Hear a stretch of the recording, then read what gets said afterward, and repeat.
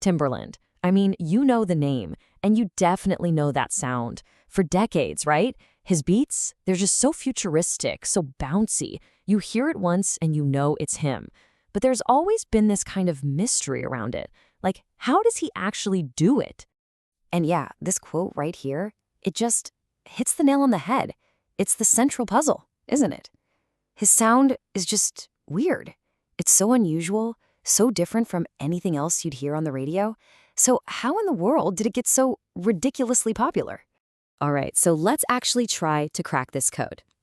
Turns out there are really 3 core techniques behind his genius. If we can understand these, we can understand the whole thing.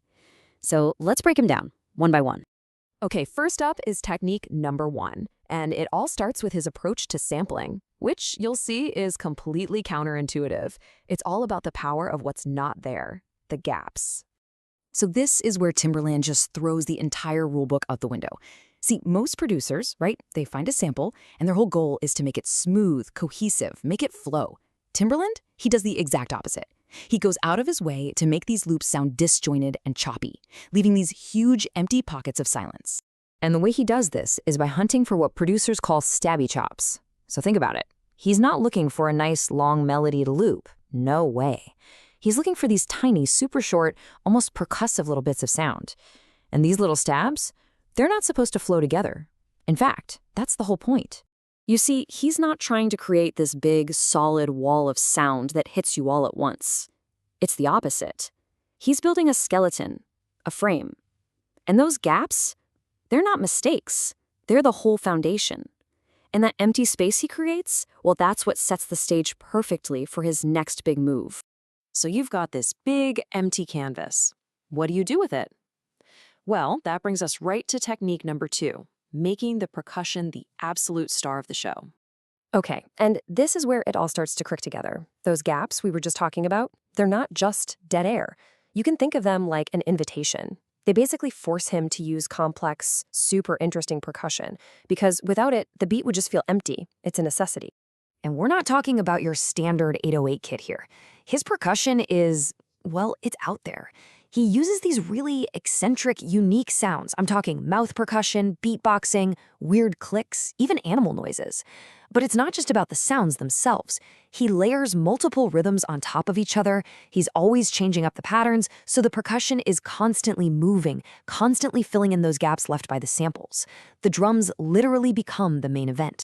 All right, so we've got the gaps, and we've got the crazy percussion that fills them. Now for the final piece of this whole puzzle, how he takes those tiny little sample chops we talked about and somehow turns them into a full-blown melody.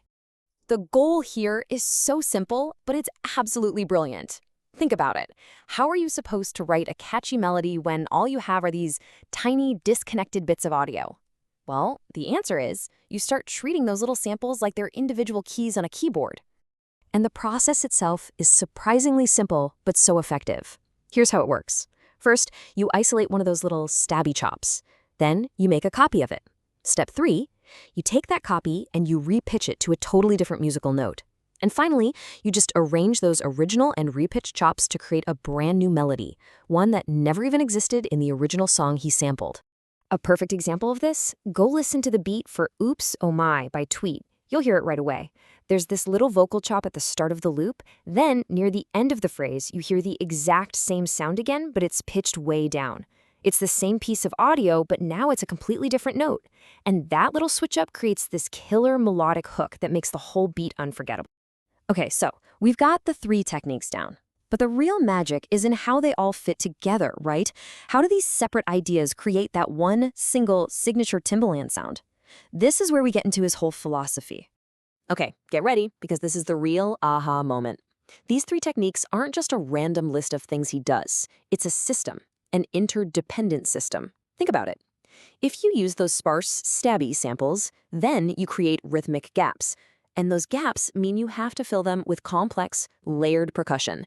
At the same time, repitching those same sparse samples lets you create new melodic ideas, which makes the whole thing catchy. See? Each step doesn't just follow the last one. It enables it. It's a perfect loop. And when you take a step back and look at the big picture, you realize this isn't just about making beats.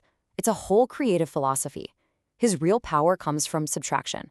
It's about embracing limitations. By focusing on what he leaves out, the space, the gaps, he creates the room for his real innovation to shine through. And that really just leaves us with one final thought, doesn't it? This whole idea of finding power and creativity in subtraction, that goes way beyond music production. So it kind of makes you wonder, right? In your own creative work, in your own life, what could you create if you started focusing on the space between the notes?